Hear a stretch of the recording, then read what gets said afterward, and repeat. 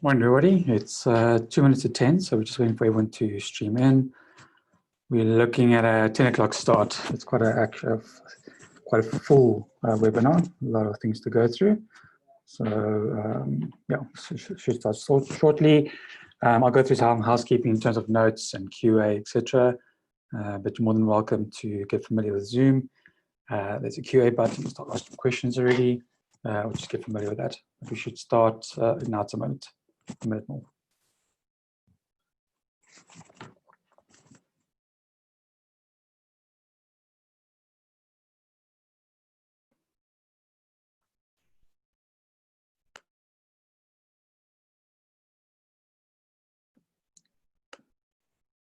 Okay, attendees are coming through. It's a good time to check if you can see my screen. You'll see the splash screen, Google Shopping Optimization.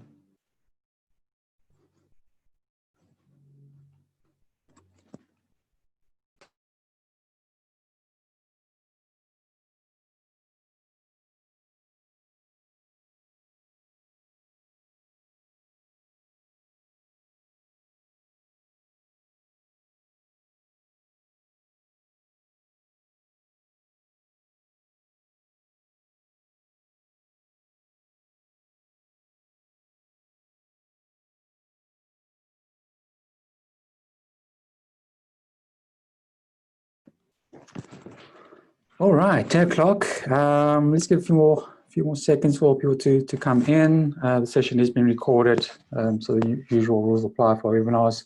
Share the deck, we'll share the recording. You need to be registered though, so it's best if yourself or colleagues, somehow you got this link, just be registered so you do get the recording and the presentation on that. We are allowing speaking, so you might ask questions via QA button as well. But if you do hear some background noise, I think just check your audio settings. All right. Like I said, it's quite a packed webinar, so I'm going to start going now. Welcome, morning everybody. It's quite cold here in Pretoria. It's 10 o'clock here. And today we gathered for Google Shopping Optimization. Now, very excited about this webinar. We've actually been working internally in the team with our clients and in general with Google Shopping specifically. So the best way that we always say to spread this information is to have a webinar and share this information in a packed webinar, interactive, and with a deck to share as well. So a lot of things going on with Google Shopping Optimization. I'm going to go through. The key here is if you have an existing feed, I can give you some tactics you can use right now after the presentation to use and optimize your feed. But there's a lot of new things that Google Shopping has announced, and they're going to keep on announcing, and hence why we want to bring the webinar to your attention as well. Quick introduction, if you haven't met me before, I'm Nick Branco. I'm a consultant here in South African office. We've been around for 4 years now, part of a consulting team. We're 3 strong now in Pretoria. We're 15 strong in the group. We, together with consulting, we also focus on search engine optimization. And we are going now into more the paid media side as well. So you'll see that I am also Google search ads and shopping ads certified. And we are growing competence in this field, and it's really from demand from yourself, from clients, where we're already helping you with discovery, building your site, optimization, etc. And we do get asked a lot about, okay, what about the paid ads? What about traffic, etc. So where we currently stand is all 3 of consultants are Google AdWords certified, and in 2021 we are achieving our partner status. So some things paperwork to fill out and etc. But for myself, 3 consultants, we are certified in terms of Google AdWords. So yes, again, it's a natural fit for our consulting team in Vimo to assist with the paid media section, and especially with Google Shopping. Google Shopping gives us a good opportunity directly with commerce. So just give a lay of the land in terms of agenda.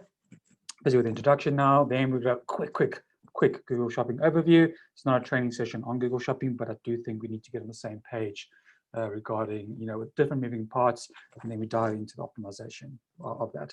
Then the majority of the webinar is about the tactics, We've got 3 sections there: the feeds, the ads, and then on-site optimizations related to that. Then a section about what's new, very exciting, as I said, developments happening in Google Shopping that we need to implement. Actually, it's becoming required fields now, so we need to put that on the radar and actually achieve that. A lot of exciting things there. And there's a Q&A section at the end. Now, in terms of a little bit of housekeeping, as I mentioned in the beginning, the slide deck and recording will be shared to registered attendees. If they're shared by your PM, etc., just reach out to them and receive it. But our aim is to send that to everyone who has been interested in this. At all times, though, you'll see the Q&A button on your Zoom toolbar. Please be feel to answer questions there. My colleagues, Bessie and Steph, next to me, and they will attend to the questions and let me know. Should you wait or should you not? No. As soon as the question comes in, please ask them, and then at the right time, we can either answer in the session or afterwards. Great. So that's about housekeeping. Let's get into it. So, like I said, let's go into the Google Shopping overview in terms of staying on the same page.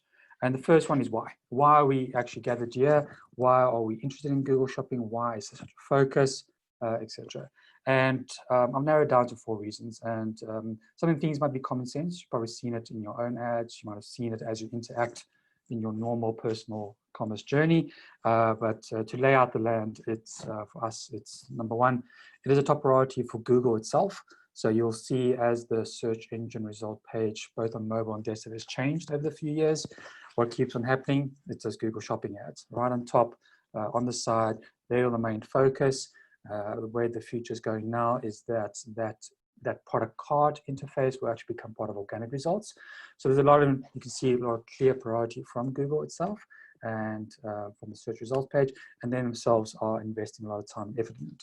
Hence, again, why the reason for the webinar is that we've seen a lot of interest and a lot of changes coming with Google Shopping to make the experience better. So yeah, definitely a top priority for Google and therefore a top priority for us. The second one is very mobile optimized. It's really, if you're on the search results page, it dominates the screen. The whole interface on mobile is great. It's easy to use. It's very visual. You can scroll through it, and in turns, it's very mobile first, which, as you know, that's where most of our traffic is coming from anyway. Then number 3, it's efficient conversions. Now, efficient, that's the key word here, and it's efficient because of 2 reasons. One, it is really the balance between converting customers and at a reasonable cost. So explain a bit further. So converting customers, the people who are searching for Google Shopping, who are seeing the ads, who are seeing the price, etc., they are closer to the purchase journey rather than making the decision. So they're not at the awareness stage, they're more close to like, I want to buy now. So that's why when you do a Google Shopping ad, you're targeting those kind of people. And then together with that, it's the reasonable cost because you are the type of ads you're bidding on a click of a specific product. You're not spending tons of click budget on very high level words in terms of building awareness. Then the last way is the visual shopping experience. Now, this is not just for consumers, but as a merchant, this is merchant heaven. So you have opportunity to really package your product, your images in your bundles, get the right price description in a visual format. And that one makes it very exciting for merchants, but of course, very exciting for consumers. Instagram, Facebook, people are going beyond then the normal search journeys. They're getting more visual, so taking pictures of products, finding out where they can buy it, etc. So a very visual aspect, and that's why Google Shopping is important. Then onto the next slide, it is how it works. So again, not a training session, just in terms of getting the lay of the land. I'm going to go from left to right. So these are different moving parts. You're probably familiar with the icons. So where we started with Magento, so Magento has our catalog, our e-commerce store, that's the source.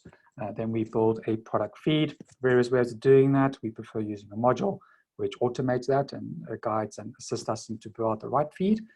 Then that moves over to the Google Merchant Center. Now, Google Merchant Center is in the middle. That is the kind of base where Google will then use that product information where it needs to be. There's always been a case of Merchant Center in Google Ads. Therefore, if we go to the top of the diagram, that's been the traditional way. So we always use Merchant Center as a gateway into Google Ads, but it's more than that. Twofold is that your Merchant Center I think the key word there is merchant. So it's a tool for you to really optimize the feed.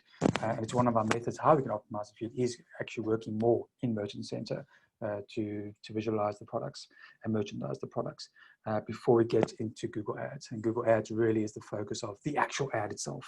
Still optimization in there, of course, in terms of what products you select, what your bidding budget is, when you schedule the ads, etc. Then from there, from Google Ads, you obviously list in Google Shopping, and then from Google Shopping, users click on the ad and they go back to Magento.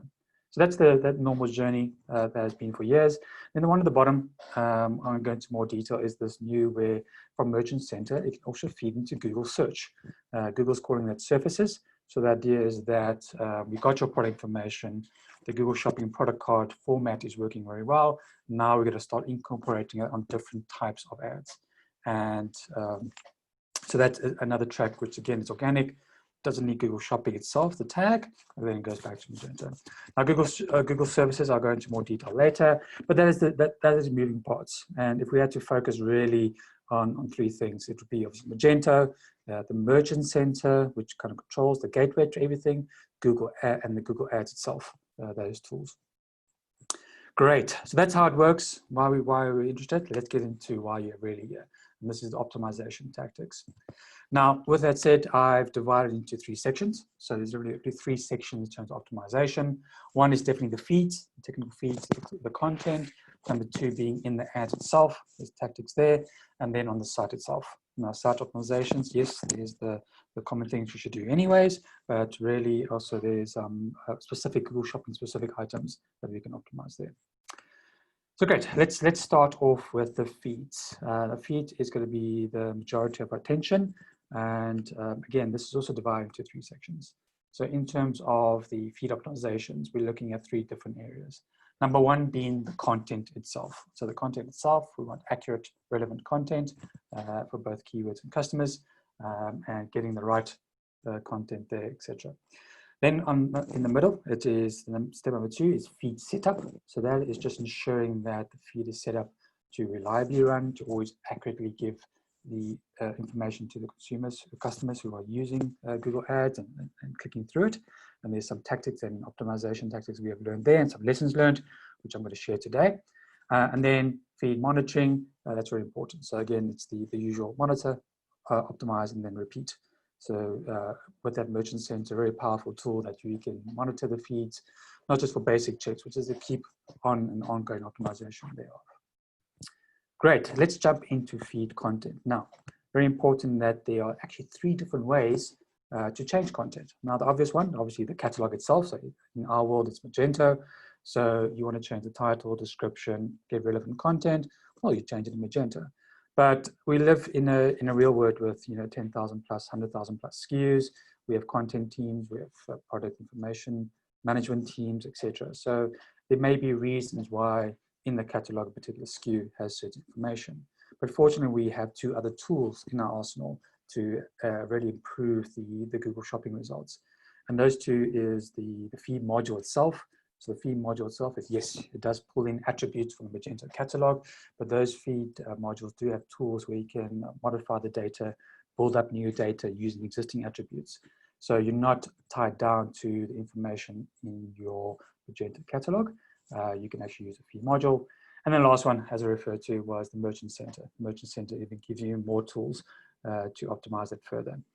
So with that said, before I go into the module and Merchant Center, ideally you want to get as close as possible to the Magento catalog.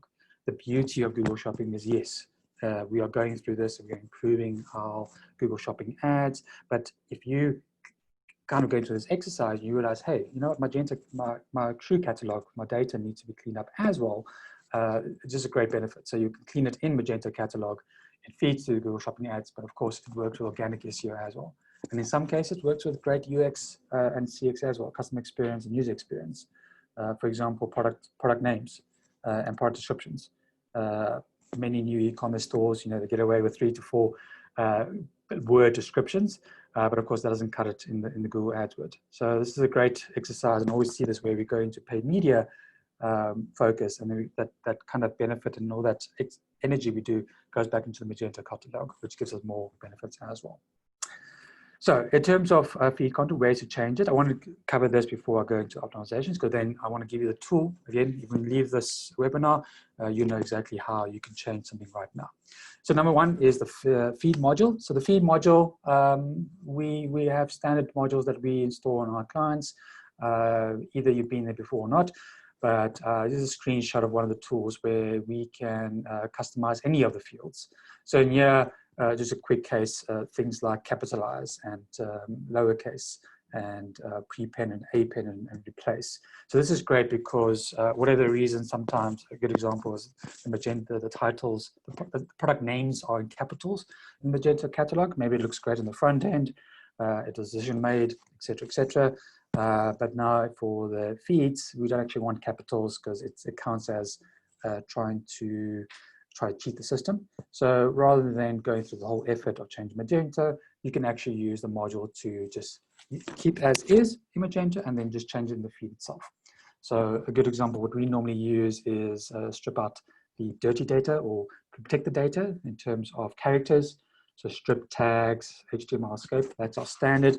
But in some cases, depending on the catalog, we have used capitalize. That's a good one.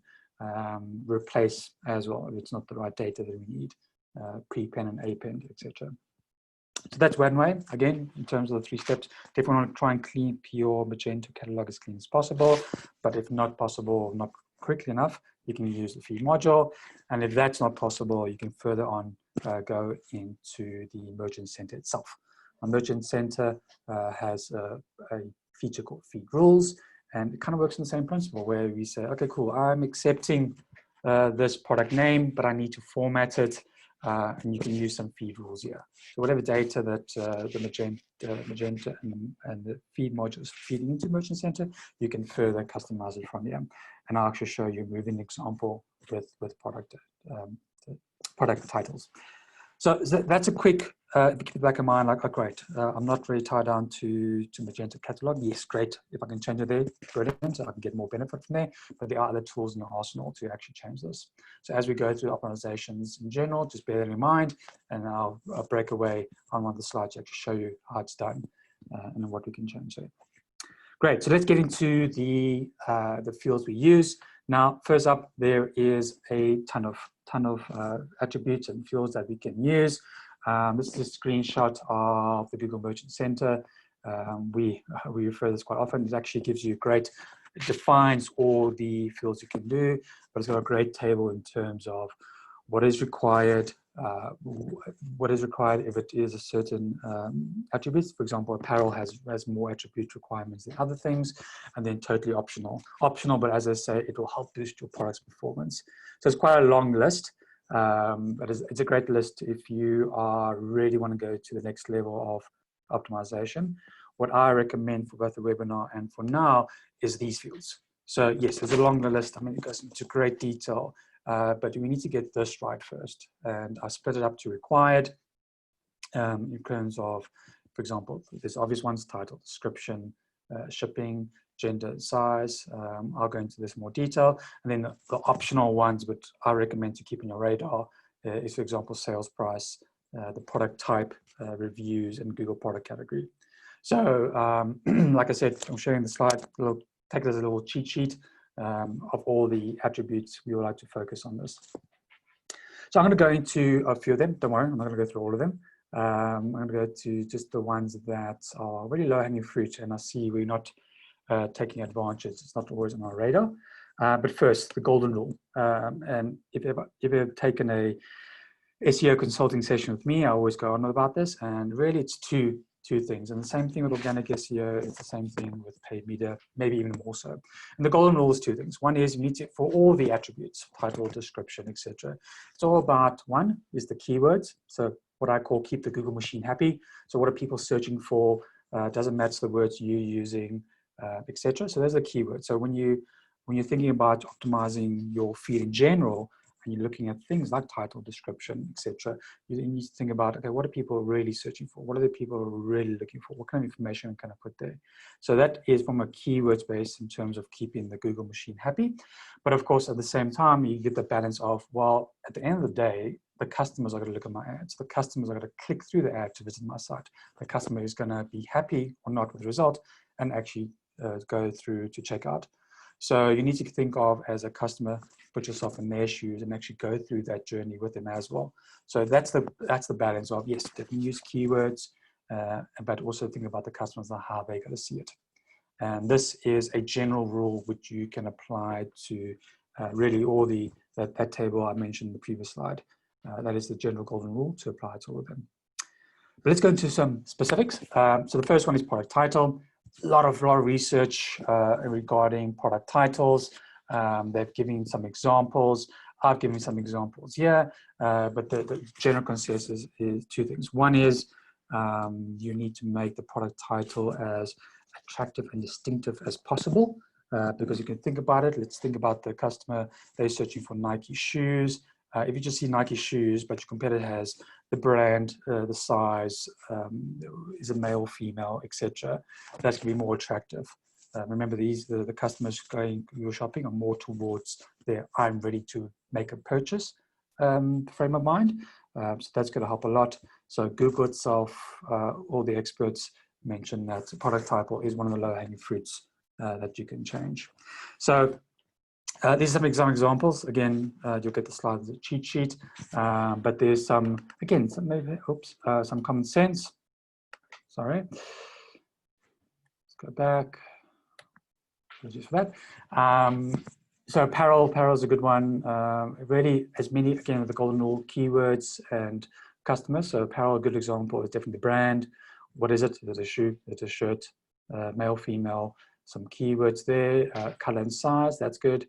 If we go into home and garden, let's say you want to buy a Boma, a fire pit, what's the brand? If there's a brand, usage, material, stainless steel, not, etc. So these are common rules that you can use. It's actually a longer list. I've shortened it just to keep my favorites. But the point here is that you can change the title. And I've actually got some examples here. An example here is, it's sort of the same products, but it's different size and colors. So from left is it's all skater dresses in black. This one is, the only difference between these are it's a size small and black, and this one is a size small green. So the idea is the title, you say it's sleeveless. So you describe it, polka dot, skater dress, small black, and this one is small green. I'm sure you can see my cursor. And then on the right-hand side, again, it's medium black, medium green. So you can see from a user point of view, compared to just looking at the name, product skater dress in black green, you're actually getting more descriptive. So your ad, when displays in Google Shopping, much more descriptive, which means the customer knows exactly what they're clicking on, and therefore more clicks and more return on investment. So that is some examples. I'm going to show just a GIF on how we could do it in Merchant Center itself. So like I mentioned, is feed rules in Merchant Center. Title is one of those easy ones, so you can apply a rule. I'm going to apply it for a title. Interface at the beginning can be a bit daunting, but once you get used to it, it's quite easy to use. I'm using the set to, so really I'm just replacing everything it gives me, and I'm creating a new one. The example I used was thinking of apparel, so I'm putting the brand there. So you can think, where does a brand come from? Well, you're supplying in the feed, adding a space, you can add free text as well. Then again, these are all the information coming from Magento via the feed into Merchant Center, etc. So again, this is a good classic example. Do I change it in Magento, or this, you do it in here, and right now you can log in and do this right now for your feed. It will apply it, and it will apply, pre-process the feed, and it will keep on running for that. So that's a quick win for product titles, and a quick tool you can do right now in Merchant Center. Great, so that's titles. Let's go into GTIN and brand. This is a big talking topic. I mean, Google Shopping is quite new in South Africa, but I remember one of the big things is GTIN. We can't find GTIN. What is GTIN? How do we find GTIN, et cetera, et cetera. Now with changes is that, and why I mentioned GTIN brand, is that the rule is that Google needs one of them. Google needs something that either a brand or GTIN in terms of a unique identifier. Now, most of our retailers, just because of the access to GTINs. We have chosen brand, but what we can recommend is that if you do have access to GTIN, is start using that. And the GTIN, really fancy word for barcodes. There's different formats. Obviously, ISBN is an easy one, the books, but depending on the Europe, States, or Japan, it's really the barcodes. That's what we need, and Google can refer that to a unique identifier. And interesting enough, if you look at the last point there, the statement there, merchants who have added correct GTINs to the product data have seen a 20% increase in clicks on average. Now, that is not me, that is not experts, that is Google itself. That is Google itself. Some feedback. That is Google itself that says that's a big thing in terms of GTINs, and Google states that. Yeah, there's a whole section about GTINs. If you have barcodes, let's start using that. Really just a number on the right-hand side is an example from Google in terms of that. Great. Then that is GTIN. In terms of then shipping. Now shipping sounds like, well, that doesn't really feed content, but shipping is actually very important. And I see a lot of optimization exercises that we have done is that shipping is not always correctly set, which is a shame. And there's two benefits really of shipping in terms of, yeah, just make sure you have the right shipping there. The one thing is if you don't include shipping, and let's say your price doesn't quite match up to customers' expectations when they click on the ads, both Google can penalize you, but also there's a method that competitors can report you as well. But of course, there's a competitive market out there. If you're all selling the same Nike shoe, but you haven't set your shipping correctly, you're going to look cheaper, etc., etc. So some people do get away with it, but Google can eventually pick that up and penalize you. So very important that we do shipping. But if you look at the positive is that if you have a great free shipping program, this is a perfect opportunity to advertise that. Because if most of your products do apply for that free shipping and you've set up the shipping correctly in your merchant center, then you'll get that nice tag called free shipping. And that is just very attractive. Rather, compared to competitors who has nothing there, you'll have a free shipping tag on the Google ad, and which will lead to more clicks. Then in terms of how do you do shipping? Well, there's two ways. One in the feed itself. The preferred way, just because of control and there's more options, is in the merchant center itself. So it's a separate section under shipping. And it's, yeah, it's tons of options. I've seen the last few months that actually had more before, and the default is it's the normal rule. So you can do it by region as well. If Gauteng and order value less than 500, and therefore you get free shipping. You can go more granular in that. And also what the recent thing I've added on the screenshot on the right-hand side is they've added some lead times as well. I haven't seen where they use that, but knowing Google, they'll probably start bringing that into, you can expect this in so many days, etc. So that's great in terms of handling and transfer time. And that is shipping. So that is also allowing you fruit to check and to optimize and to make sure that your free shipping program is correctly set up. Then on to the next one, which is sales price. Sales price, again, might be common sense, but there's a few things with sales price. Sales price, the obviously is that you want to give the correct price at the time when the users click on the ads. No point if you've worked so hard in the Magento catalog to set up your sales price, but your feed doesn't have the attribute or not set correctly, and your Google Ads is actually missing out. So that's a given. Obviously, you want to give the most accurate price. The big thing is that it's best to actually give the price and the sales price together. So it's a separate attribute and tag. Yeah, that's important to do. One of the things that I get a lot of questions is the wasn't now pricing. Now, Google does have a very attractive, but just because you apply a sales price doesn't mean you get a was now pricing. Hence that big paragraph in the beginning. There's a couple of rules. You need to apply the rules. The product in question must have had a sale price over 30 days and then over 200 days as well. So there's quite a lot of rules on that in terms of sales price, but the low-hanging fruit now is to definitely apply the sales price now. Great. Just important note also with any sales price that you add is to add an effective date. So that's again a separate attribute. Our modules and our setup by default support that. And why do you want that? Well, if you don't set a date, it's going to set that product to the sales price all the time.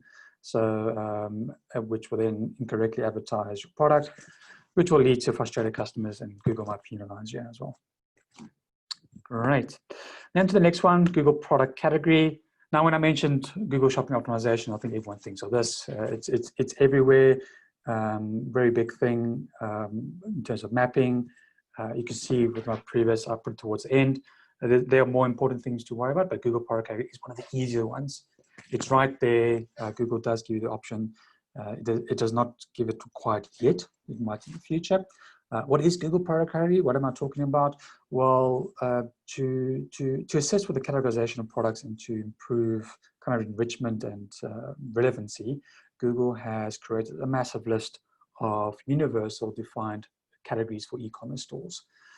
So for example, on the right hand here, the Google product category for dresses is clothing and accessories, clothing and dresses. So what this allows you is that wherever in the world, whatever how you set up your catalog, you might call it something else like fashion, you dresses. But what we can say is that, hey, Google, I call this, but this relates to your Google product category, clothing, accessories, clothing, dresses. So it's a form of mapping. Everyone uses it, universal list, and that's how Google can then identify where the product belongs, and then can reach from there onwards. Then how do we do this? Or do we need to tag every product? Do we need to tag every category? It's actually easier with the modules. I'll give you a screenshot example. So in this particular module, the Amidst module, this is the magenta categories on the left, and in this case, it is the ID number of that category. There are two options with mapping to the category, either by number or by the category. We prefer the number because it just removes all the possible issues with copy and paste and quotation marks, etc. So number is much more comfortable. As you can see in this one, that health and complementary medicine got different numbers. The idea with the tip for Google Mapping category is to get as close to the subcategory as possible. So you can see in this example, again, dresses, you have actually three options. You can either go just clothing accessories, or clothing accessories and clothing, or clothing accessories, clothing and dresses. Does it require more work? Yes, but the more relevant it is, the more powerful it is. So again, very low hanging fruit. In your module in Magenta, you will have a mapping tool, which you can map this. There's also the ability, it's a different tab here, to actually disable certain categories from being mapping, just to make your work easier. Things like shop by brand, etc. Great. So that's in terms of the key areas for content optimization. This is a table with the handouts. I actually built these kind of slides to be cheat notes. I'm not going to go into much detail. I've covered a few of them. For example, the golden rule, which is keywords and what clients. Some other rules here, for example, image, obviously use the best quality. Just because you see an image on Google Ads doesn't mean it's the best quality, so double check that. In Magenta, all that is base image. One of the big things is sometimes images aren't there. Obviously, you fix that in Magenta itself. And it goes into more detail there. I'm going to go through the next one.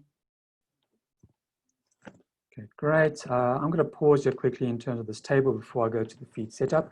Any Q&A questions? Just check any questions. You can unmute yourself. You can ask a Q&A. Okay.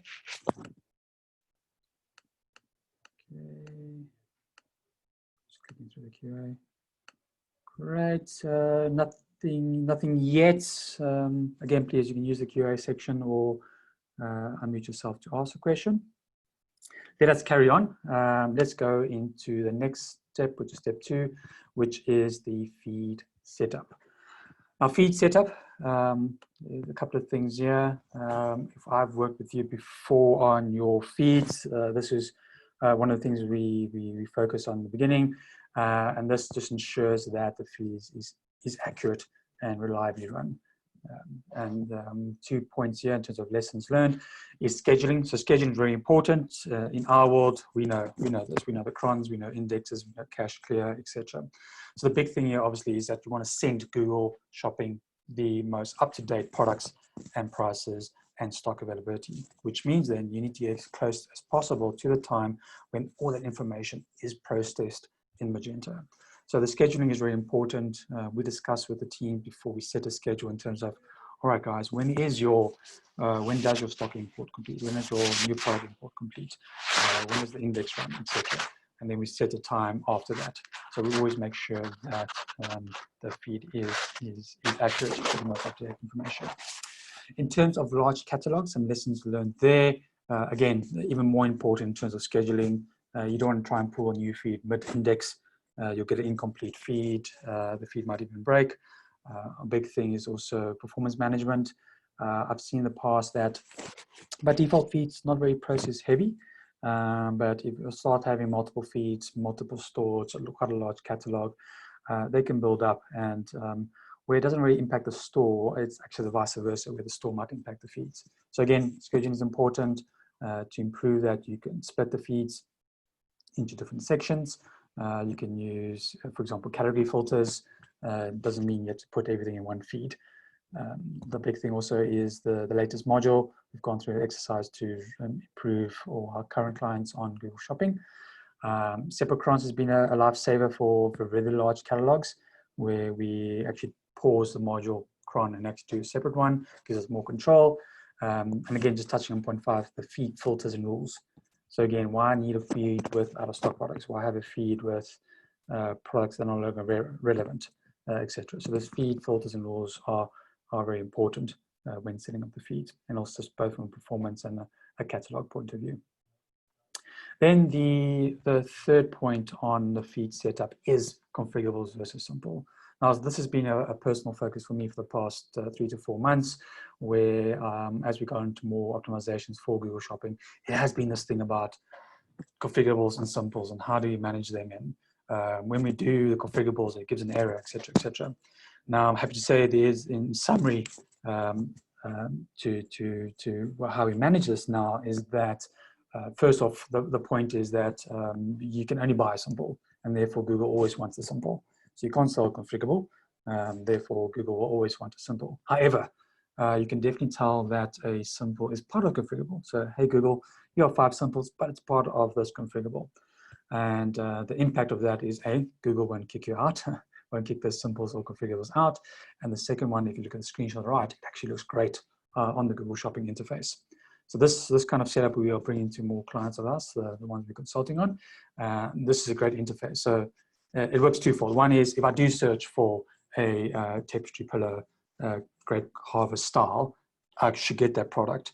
But if I'm not searching for Grape Harvest yet, I still get the pillows, plus I can choose with the prices there, etc. So it's a great interface. How we do that, it is kind of 3 simple steps. The first one is that we actually 2 feeds. So in our feeds, we have simples only. So simples, not para configurables. That's the normal Google Shopping route. And then we have a separate feed, which is simples that belong to configurables. And it's important we do that because, as you know, with the general rule for simples and configurables is that simples, we, as part of the configurable, we say visible, not visible individually. So the issues we had in the past was that you could push a simple part of configurable, but there's no link. You wouldn't click through and you'll get errors. So what we do now is that we have a separate feed. And how do we get it resolved around the link? Well, we give the configurables link. So the idea is that, yes, these 5 simples, for example, these 5 pillows, we're sending it to Google, but we're using the link of the configurable. So once the user selects it, they'll land on the configurable and go from there. So it keeps Google happy, keeps the customer happy. Another key part of that with parent attribute and its second feeds is a special tag called item group ID, and that's just really a configurable SKU. So again, another reason why we have 2 separate feeds, because it's different config, and item group ID is just a real a separate attribute that we can use. Great, that is feed setup. I'm conscious of time. Any questions on that before I move over? Right. Is there any questions from the group? Rita, I know that you guys have configurables. Are you guys comfortable with setting up the feeds based on this? Steph, I actually did make a note now. So I'll have to chat to the team just to see how it is currently set up, but noted on this point. So I'll just confirm everything and then, yeah, we'll revisit this. Great stuff. Awesome. Zaria, I know that you guys have the contracts that we're working on with Bradley and so forth. This is obviously also somewhere where this can apply to you, because there's going to be different contract sets. Do you Yes, feel that this is going to be work? definitely.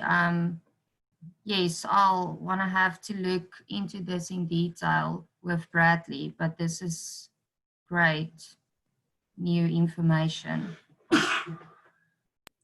Great stuff. Thanks, Rita. Thanks, Steph. Brilliant. Let's go to the last step in terms of feeds, and that is feed monitoring. So feed monitoring, normal rules apply. You monitor, you optimize, and you repeat. So Merchant Center, again, gives us some valuable feedback. And there's really two key reports. One is the feed itself. This is the first part. We spend a lot of time at the beginning of setting up a feed. And it'll give you straight up what any issues with the feed, etc. And this is very a technical check. It's the first technical check. It's a normal red equals it's critical. They won't process the feed or the products without being fixed, and then yellow being enhancements. So that's the first one. But the real benefit of diagnostics is the diagnostics report, and this is export. If you log into Merchant Center as one of the first screens, it gives you that graph, how many products are there, etc. And this is just invaluable. Again, from a technical issue, it gives you things like invalid images too small, the GTIN issue again, the unknown Google product category, etc. So it's not just troubleshooting, but if we go into the other items, more on the things you can do to improve the feed, it's more accurate GTIN code, the shipping costs I mentioned, etc. And it goes straight into the details. Here's an interesting one, the long titles, it looks in terms of, it gives you suggestions. Obviously, you can't have a massive long title. You want to keep it to certain characters. So it gives you a warning on that. Very useful as we start changing the titles dynamically. It's like, okay, maybe I've added too many attributes. I need to then tweak it a bit to fall within what recommended is. So very great tool on that. With optimizations, we have some routines that we do and some routines that you can activate. Definitely the most powerful one is definitely email notifications, sometimes hidden as everything on these new Google interfaces, but it's great to just switch on. And the type of notifications you get, which is a lifesaver for us, is things like, hey, there was 16,000 products, now there's only 14,000, i.e. a 20% drop, for example, and you start acting on that. Or it will give you some recommendations as well. So it's more proactive rather than you manually have to log in and see that.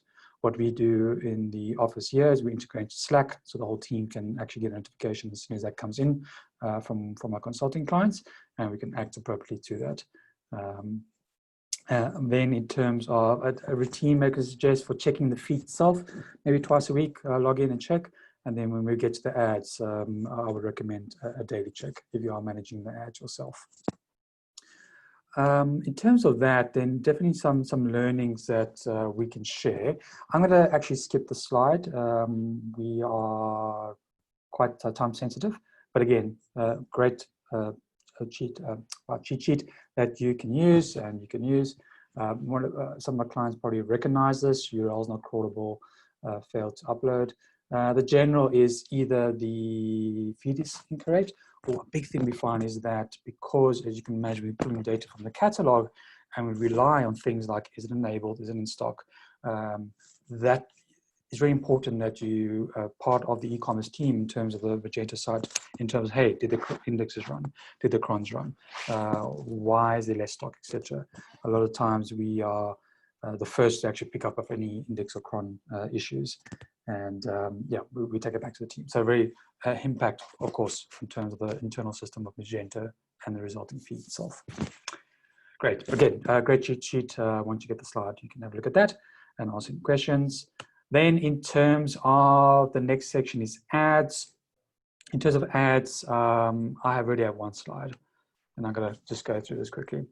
So in terms of ads, now we're looking at Google Ads. So we've got the feed in, we're happy with the content. Now we have to actually create the ads itself. And normal text ads, if you're used to text ads, rules apply. But again, the beauty of Google Shopping, it gives us more details and more tools and better access to tools and decisions that we can make. So out of the 4 tips, one is definitely the starting point is selection. 10,000 SKU catalog, 100,000 SKU catalog. Do you need to advertise them all? Perhaps in the beginning, yes, to build some data, but if you're thinking about this, it's Google Ads, you're paying per click. Therefore, what is the margin of all your products? In a low margin or maybe loss leader, should you even put that in the feed and start building with it? So selection is very important, and just selecting your initial products that you do actually put through to Google Ads.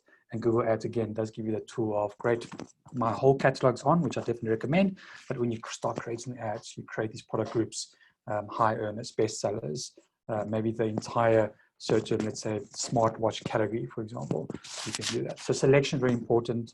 Just because you have all the products on doesn't mean you advertise. So selection is definitely step number one. Then we get to segmentation thereof. I already mentioned product groups, but once you get some information in terms of, what are the products that are high demand? What are you beating competitors in? What are people clicking more on you than your competitors? Then you start doing segmentation. So segmentation, block number 2, bidding. So higher performance, you can bid higher. Maybe more competitors, you can do bidding. So definitely split billing in terms of different types of segments. Another big aspect is scheduling. So scheduling is a big one in terms of you'll see the demand. So you probably tested your own. Probably tested your own Google Shopping ads where you search for something, you can't find your product, and other products are appearing on top of yours. And then on other times of the day, it's not. And this is all about getting to the right customer at the right time, but also maintaining your budget rather than applying the highest bid all the time. You can actually use the report to see where you're most successful and actually only advertise certain types of product groups at certain times. Then number 4, easy one to exclude. A good one is perhaps people are searching for a particular type of product and they're clicking your ads, but it's not related at all. You can actually exclude that, which again saves your click budget, etc. So selection, segmentation, and then you can go from there. How do you do this? How do you know what to do? And that is the important step, which again is monitoring. And Google Ads give you even better reports in terms of what is performing. And you can go from product report to SKU level. You see that particular SKU, how's it performing? How many impressions? When is the most popular time of the day? You can go a bit high level, product groups, things like conversion report, location report, time of day report. So again, this is the measure, optimize, repeat. So ad normalizations in terms of my tips, definitely have a look if you haven't looked at selection, point number 1. Point number 2 is segment your data, your product data, and then from segments also look into how often you bid per segment, scheduling per segment, and excluding per segment. So that's a constant cycle, and definitely use the reports, as I mentioned here, to optimize that. Another great tool, if you're not familiar with, is the ad planner. There's a screenshot of it. Powerful, powerful tool. You can use it for text ad as well, but super powerful for Google Shopping ads. Google is constantly improving this. You can really do some great forecasting before you start either increasing your budget or conversion value. So really, where before you'll have to play, tweak something, change, etc. You can really do some proper forecasting with this. So this is great, another tool to help you in terms of just look at the reports, actually play with this tool and do some plans and save the plans. You can see it's draft plan here. You can save different plans, again, based on different segments. Then with ad optimization, the other thing is that it's not just Google Shopping ads. So I've spoken about shopping campaign, Google Shopping ad, etc. So we're probably used to, but Google does have, again, an investment in Google Shopping, has released different types of ads. The one is available in South Africa is they call it Showcase ad, getting a lot of attention now. And Showcase ad is really a dynamic ad. So it's dynamic. You create a Showcase ad, you add lifestyle images, and it's really all automated. And relevant products, again, the product groups. Now, ideas here, you can see an example, someone searched for sandals, general sandals. If you've set up a Showcase ad, you have a great product group for sandals, you've added some great lifestyle images, your ad will then appear in terms of a Showcase ad, which is a great, you can see from the screenshot, is a mixture of lifestyle ads and the actual product.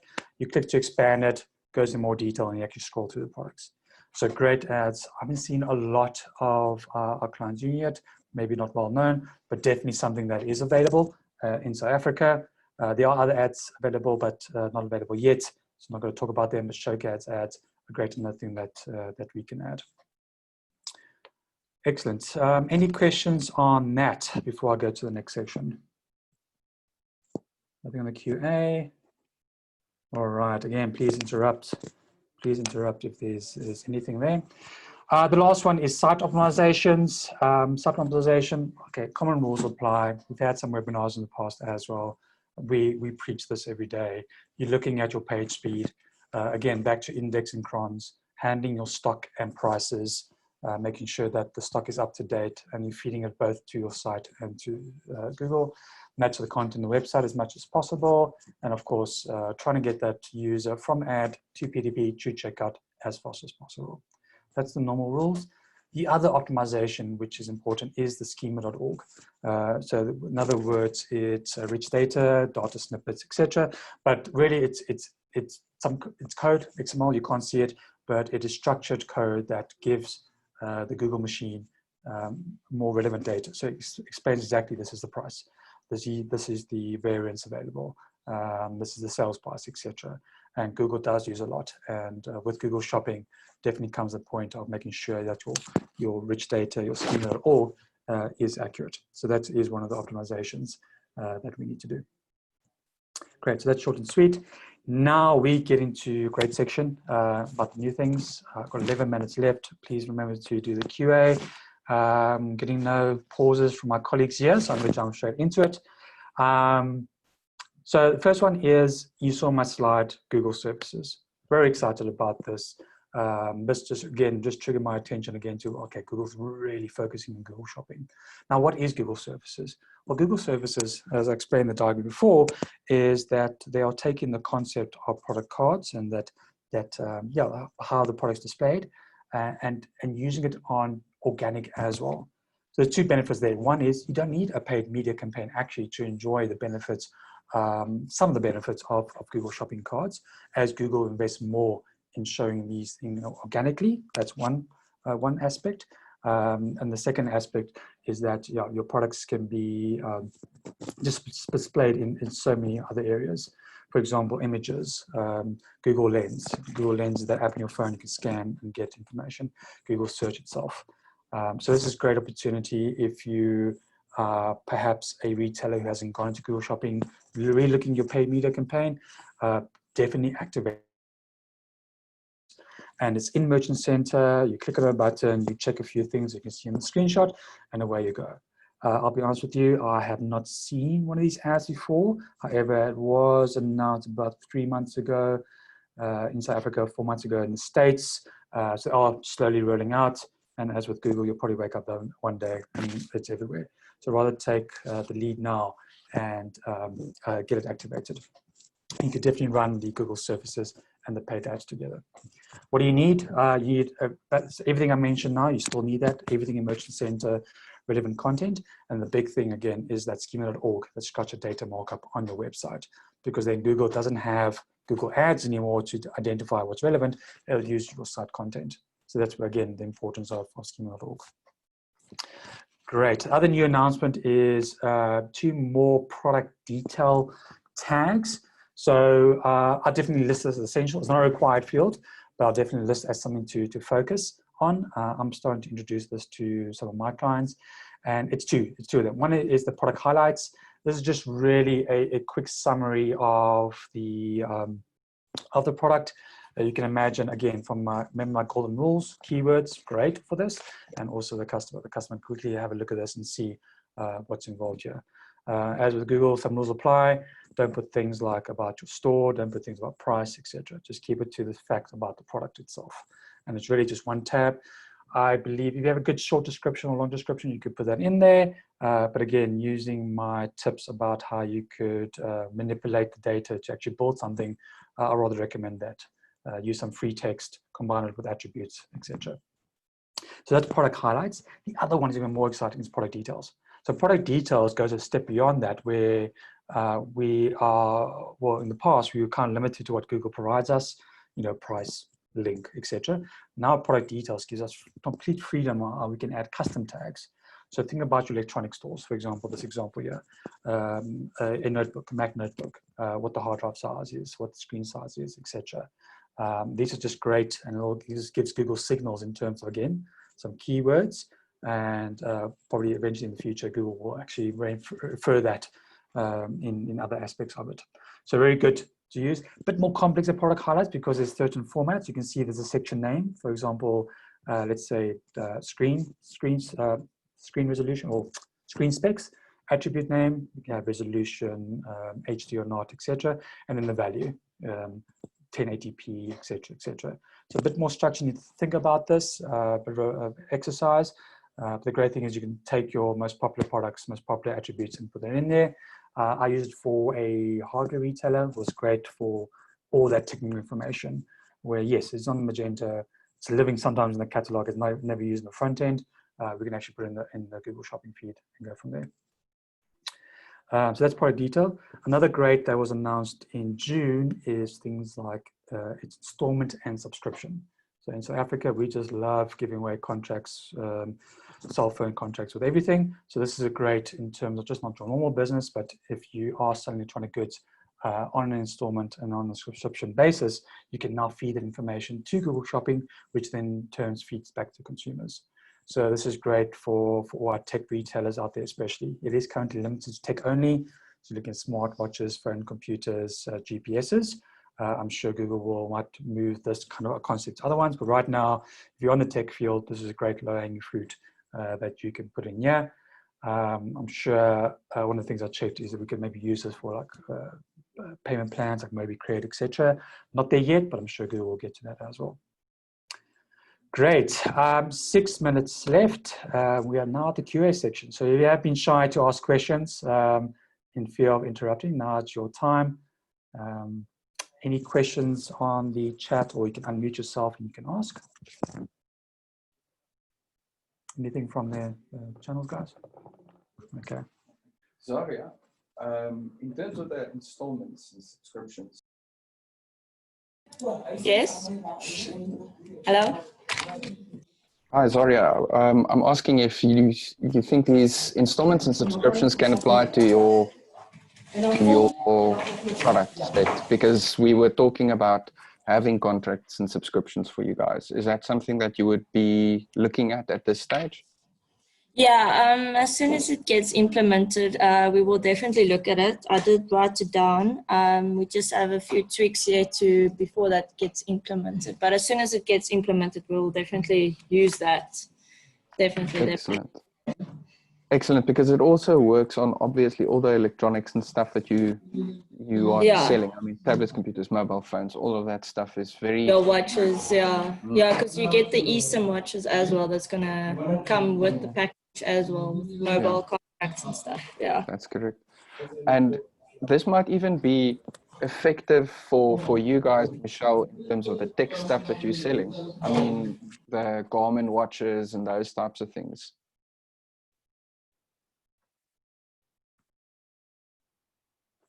Michelle? Not there. Okay. All right. That's awesome. Yeah, great opportunity for very complex products. In terms of, especially the product details as well, you can mention all those items. So yeah, we're very excited about this. The next few months is going to be taken from a new to one of the required fields for us to really add to that, to focus on.